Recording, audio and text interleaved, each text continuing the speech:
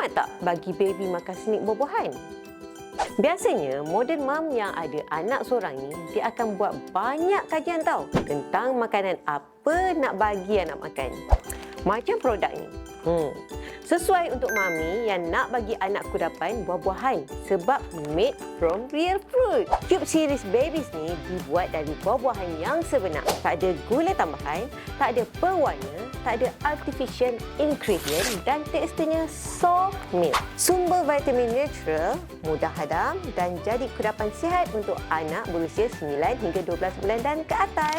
Flavor paling high demand, mango cube, banana cube, papaya cube pun okey. Beli 3 flavor terus dan terai rasa. Produk disahkan halal dan ada award.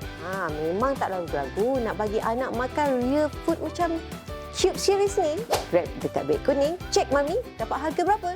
Okey?